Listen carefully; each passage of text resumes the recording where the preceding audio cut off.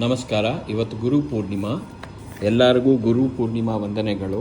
Who is the best teacher? Best teacher ಯಾರು? The best teacher is one who knows that there exist no such thing as the best student in every student at all times. ಪ್ರತಿಯೊಬ್ಬ student ಎಲ್ಲ ಟೈಮಲ್ಲಿ best student ಆಗಿರೋಕ್ಕಾಗಲ್ಲ.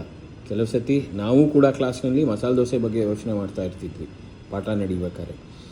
But he will overcome personal strife and sincerely attempt to elevate the student from where he is to a higher ground, hoping that this will be the initial push that will aid the student to earn his wings and soar high.